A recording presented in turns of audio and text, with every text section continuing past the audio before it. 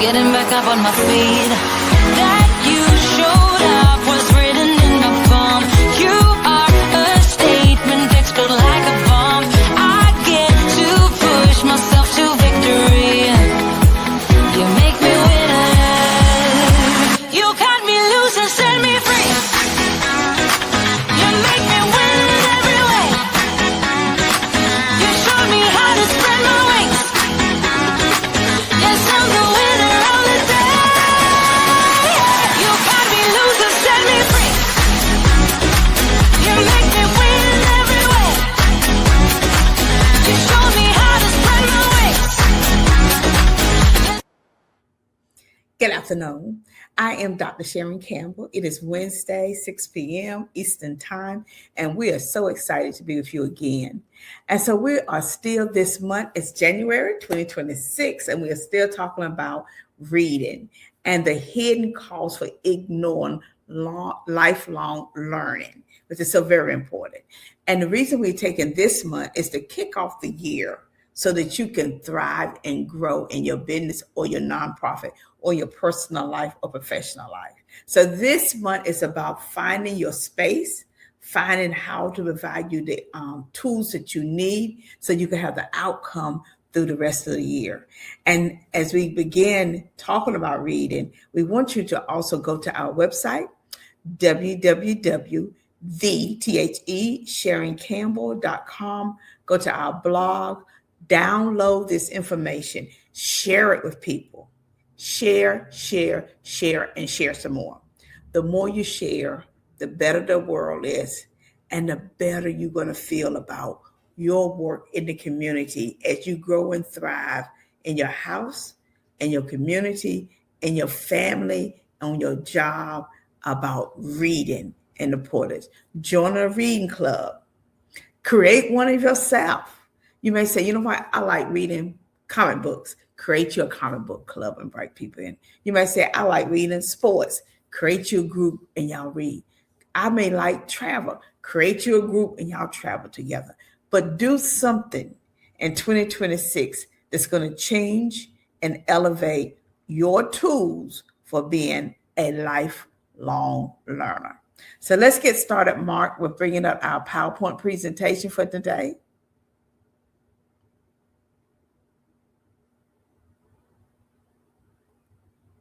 Okay, Mark, we could drop the back part of the presentation. Thank you so very much. So we're going to just dive right on. If you stop reading, you stop learning. And that's so very important. Think about when you was in a child in school. We had all the different classes and we had to read, study, take tests, go off to college or go off to community college or go off to the military. We had to go off to a job. We had to do something. But why is it we stop reading? Now, I do not have any issue with anyone that like to plug it in their ear and listen, because you retain that also. So what are you doing to elevate you, and who's looking at you for leadership as we continue growing and thriving in this new year of reading? So when I think about reading, I think about the thing of the proposal driven of learning. And I think about how businesses and nonprofits don't fail overnight. They just don't. It is a gradual process for them because they stop learning. You know, they turn workshops. They believe if I meet the right people, we're going to generate all these sales and stuff, which that could be true. But at the same time, it keeps the door open for missed opportunity. And your vision drives up when you are not constantly talking about and sharing what your organization is doing. And then your curiosity phase. You stop pushing yourself to the next. Innovation slows down because guess what? Your knowledge stagnated. It's like whenever you started off with the typewriter, and then the computer came around, and people were like, well, I just don't want to do that. And guess what? They stopped learning right then, and they was left behind. And so it's important that we stay current and we stay in the learning mode. We need to look at how business and nonprofit leaders and visionary people use these tools. And when you do not, funding dry up. Your title, it's great, but guess what? It's not going to get you everything. Your experience of who you are. You came in 10 years, you were ready to go, but guess what? You stop doing the basic things that you need. And you have to, your asset is your learning, the ability to learn, the ability to adapt, and you never stop learning. I know you keep saying that. It's repeat makes a difference. When you repeat something, it sticks with somebody. When you learned your ABCs, when you learn how to count, that repetition made a difference. And so if our show is about bringing that back up inside of you so that you can continuously move forward and seek out what you need. And so for today, we have several different pillars we're going to talk about. Why reading expands your vision and your strength. When leaders start reading, how nonprofits fail. The power of reading, the knowledge of building confidence and clarity in yourself. Why some people don't like to read, I think that's important. Making reading the leadership practice and expanding your knowledge, so very important. So let's jump in. Leaders expand how they think before it is created. You gain new knowledge and vision through reading what other people in your industry is saying. It keeps you abreast of how to grow your company. We learn from each other for the mistakes, and we don't want to pay that price. We see patterns and systems that we need to keep current and update. It sharpens our decision-making power. And I can be one to tell you, yes, it does. When you read and you are equipped and you have an issue come up, your mind goes back to some strategies that you read, and you immediately is able to tap into state, and you stay relevant. You stay relevant in your industry because you are abreast of what's going on with that. So why don't some leaders don't read? I think that's a great question to ask. Why? Because you need to understand when leaders stop reading, how that affect. So failure often begins with statements like, I already know that. It is impossible for you to know everything in your industry. So that's one reason you have to read every day, morning, midday, and in the evening. And you can carve out time to do that. I don't have time to read. Yes, you do. Time management requires it. Get up early. Read during your lunch break. Read a few minutes before you go to bed. Set yourself up for success through reading. This doesn't apply to my organization. It may not now, but it will in the future. When leaders start learning, vision stops.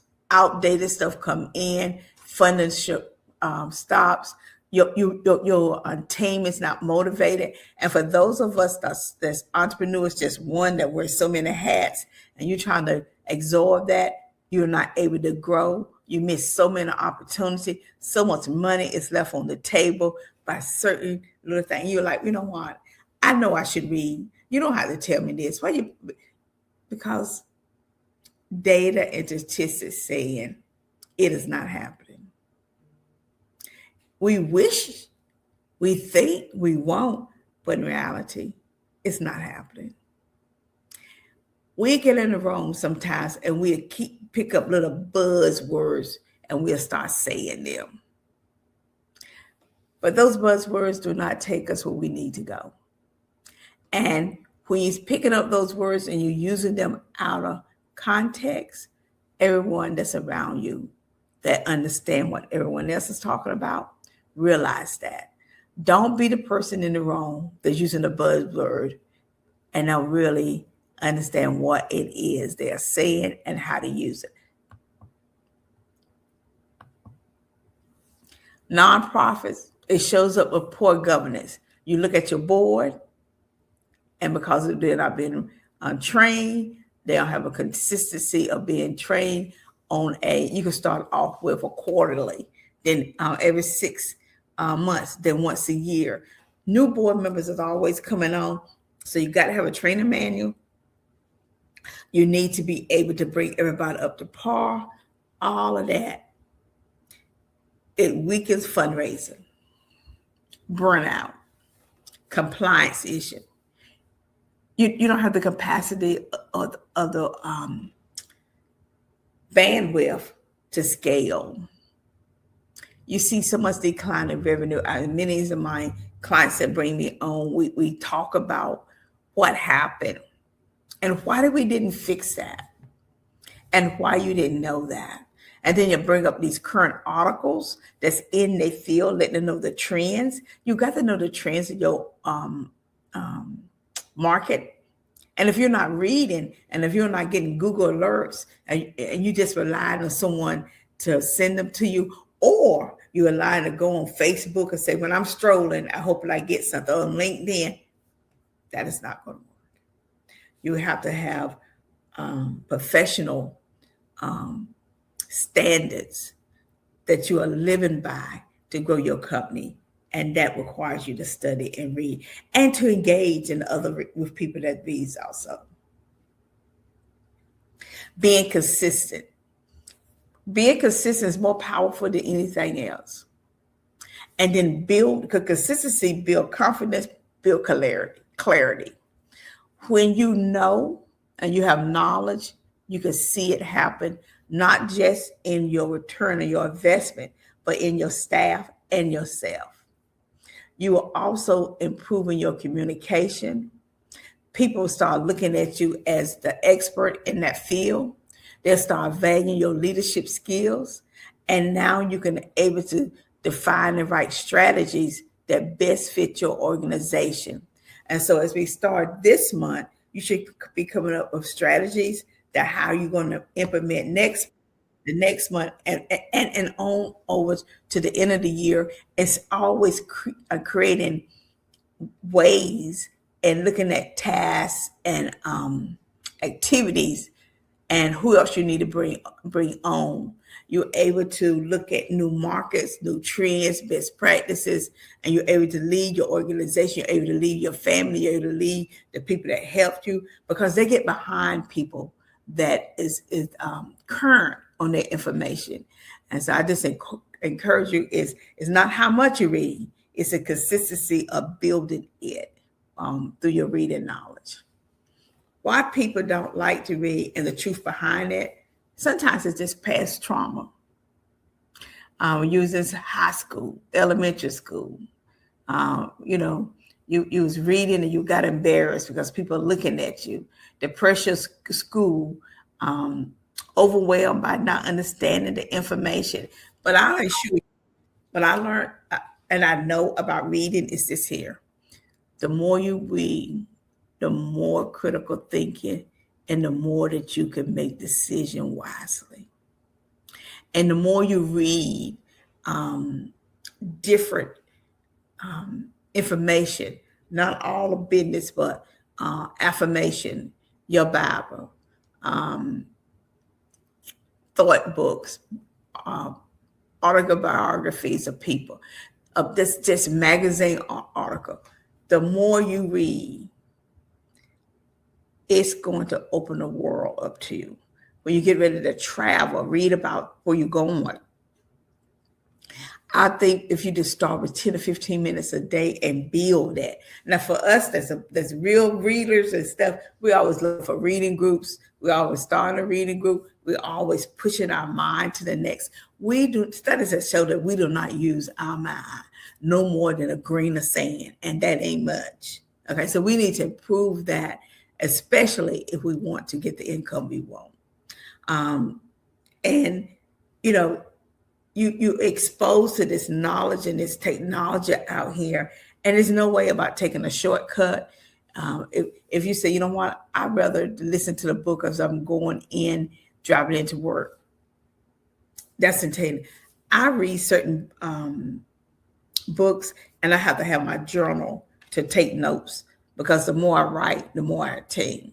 And that is definitely a strategy that a lot of people use, is because they love to write, and because they write it, they remember it, they can use it and go back to it.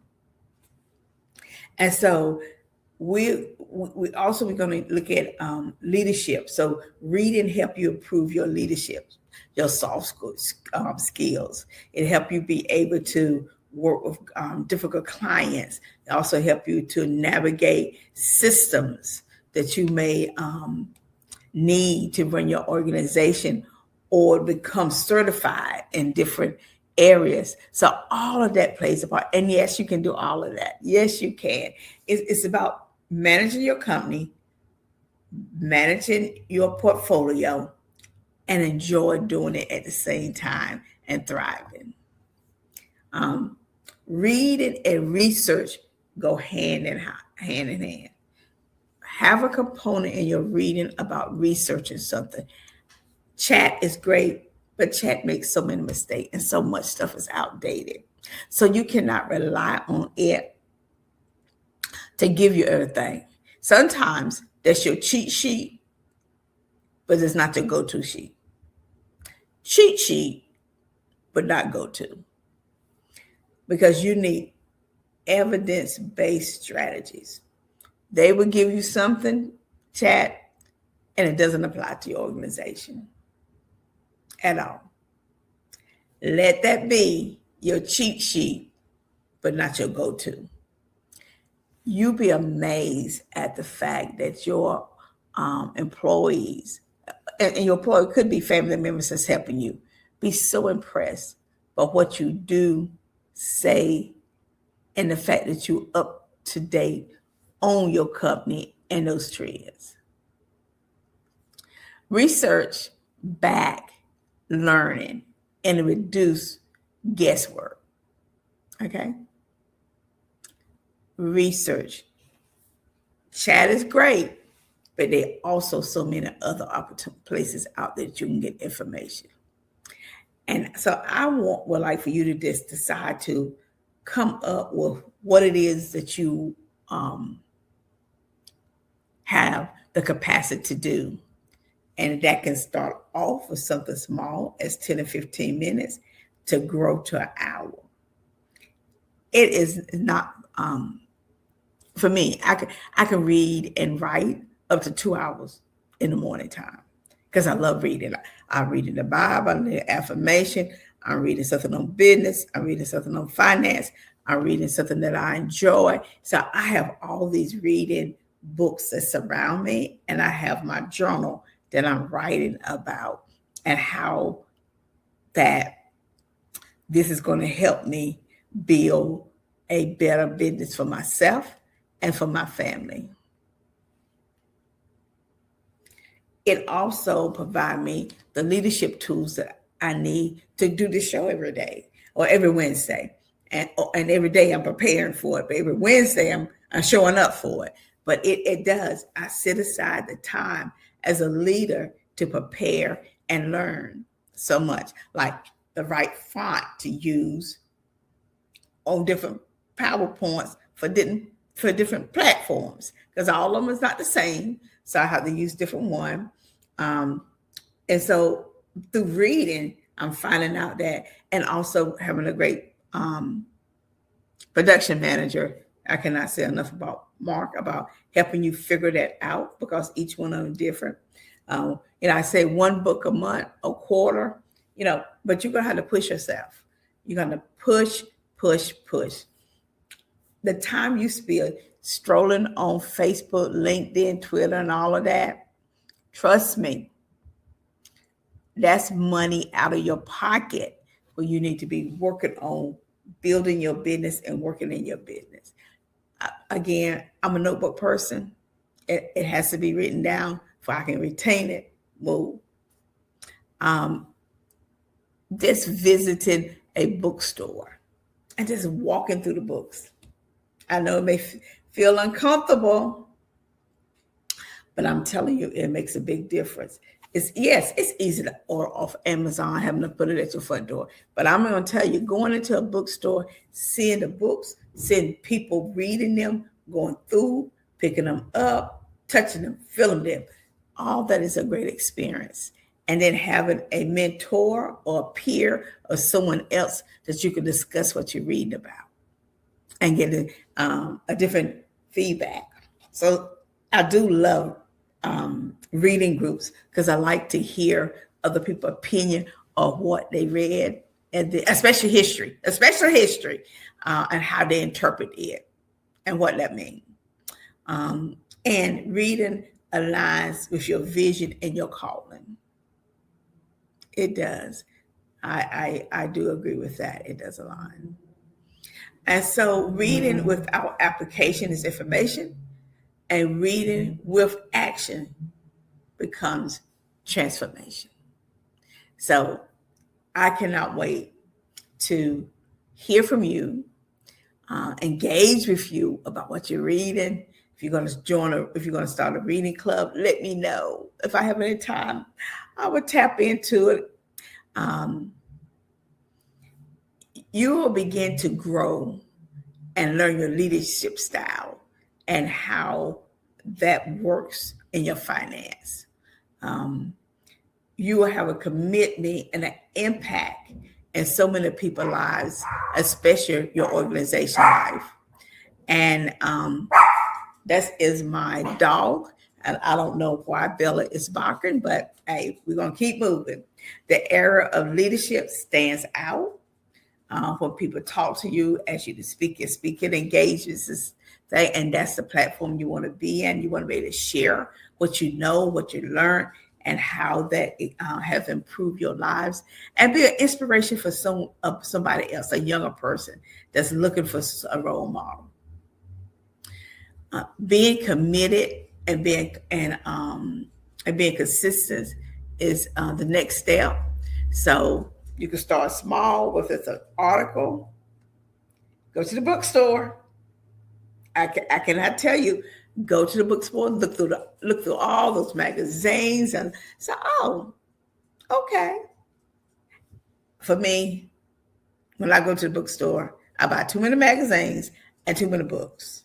So I'm learning to hold back on some of that, but it does expand your thinking by just visiting there, and you have some great people that's there at the bookstore. You are able to apply it when you work in the community and help communities grow and thrive. You're able to apply it immediately to decisions that you make.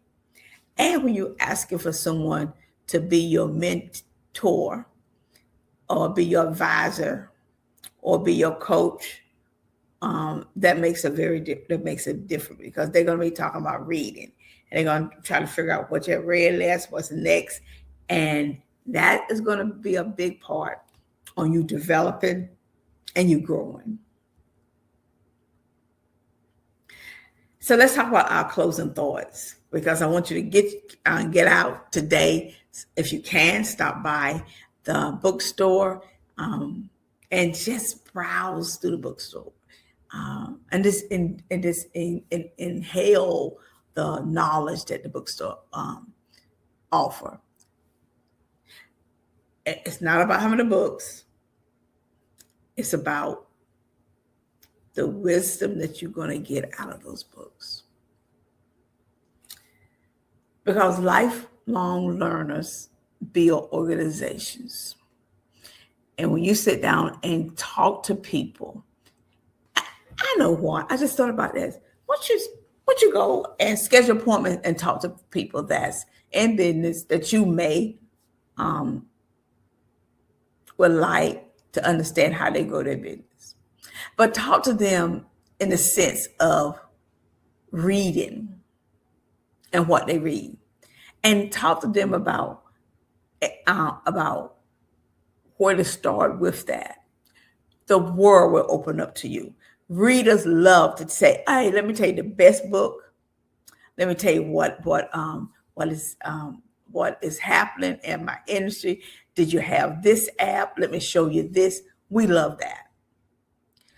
Um, we because we read, we are prepared today for what may happen in the economy in the world, and we're ready to lead tomorrow with all that we have. Um, and so, what I want to leave you with today is this: readers are out there waiting on you, and we want you to be part of us because we know how that will impact you personal and professional and your finance. And a little commitment from you, being a lifetime learner, the reward is so powerful. And the energy that reading give you and the knowledge base for you to share with other people is even more powerful than anything else. And a simpler visit to the bookstore by yourself, with a group, invite others to attend, the smile on your face, the laughter in your voice makes the big difference to how you lead, how you govern, and how you inspire others to be their best. And that is what reading is about. Reading is about leaving that legacy, whether you have children or whether you have nieces, nephews, or cousins, friends. It's about leaving behind a legacy that can prove without a shadow of a doubt that reading open up the world to us. Mark, if you could take down our presentation, I appreciate it. And just bring me up. Thank you. And so as I bring Mark on the stage, because he's a lifelong reader, and I want him to share his experience with you about reading and the importance. So Mark, come to the stage and close us out, because I want them to hear more than just me talk about reading. No, reading is very important. I am definitely a lifelong reader, as you said. I was actually just looking at a book that I picked up because there was a time that the library would have different books that would be available, and they were used books, and I actually had an autobiography of Dick Van Dyke. So I was looking at that book that is in my book collection. So the great actor and talented entertainer, Dick Van Dyke, has got his autobiography. I've also got one of Ted Koppel. And like I said, I think there's one in the house of Barbara Walters and Walter Cronkite as well. So a lot of great folks that you can learn about. I mentioned on the last show the gentleman that was the basis of the book Pursuit of Happiness and all along those lines.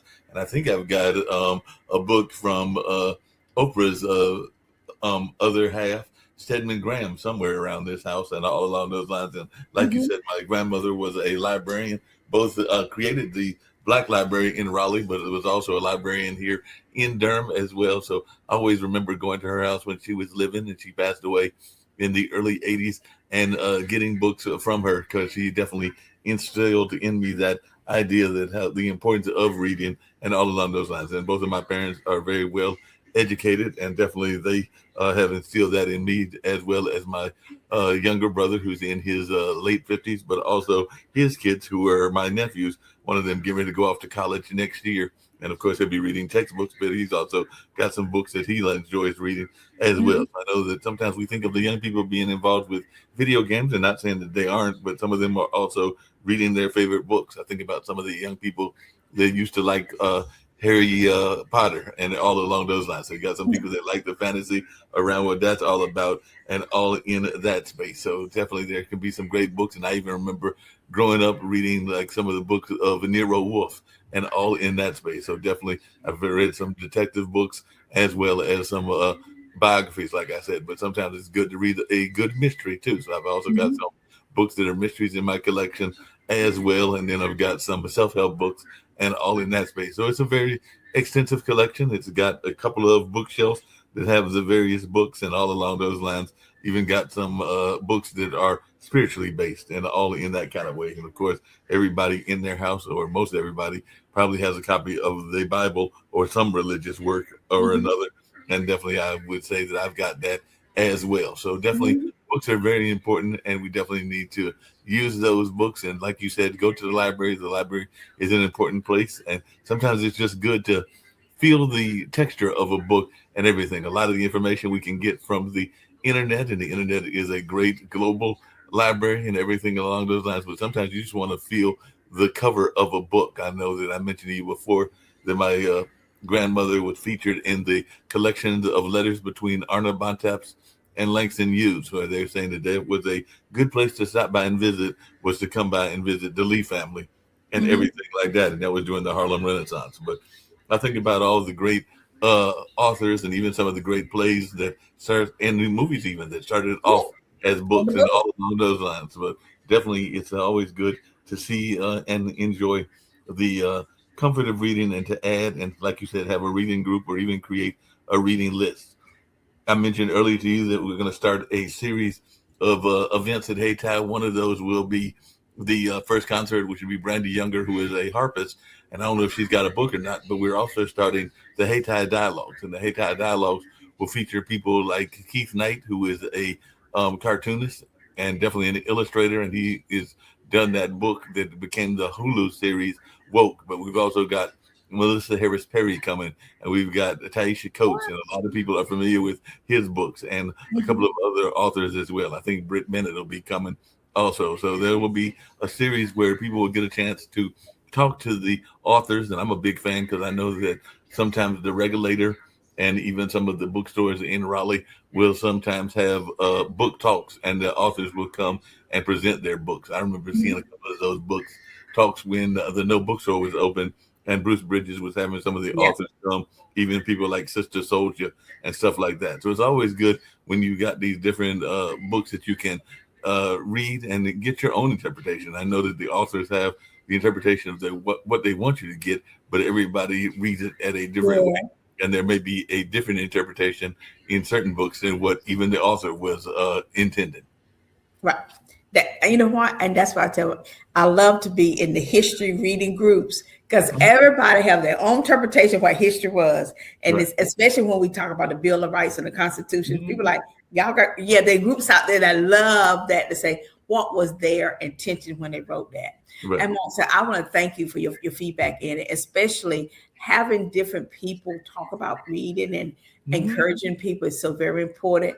We all only have one more show this month on reading, and then we're going to be going into our book of a month that we're going to be reading for businesses, and then we're going to showcase some other books that you can read for fun.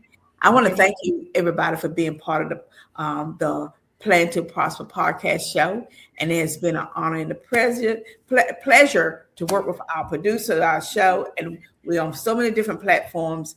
And so if you could just follow us and share the information and become a lifelong learner for others. Have a very good night and enjoy the rest of your week. Do that, and we'll get on out of here with your intro. This is also your outro, but another amazing show. And we look forward to seeing more people become great readers. But right now, let's get on out of here. Okay. You're like a circle that floats around me, keeping me safe and sound. And when I fall, you tied a rope to me. You're blessing me every day. I was down with an illusion, like a sparrow with broken wings. But now I shine with your reflection on me. I'm getting back up on my feet.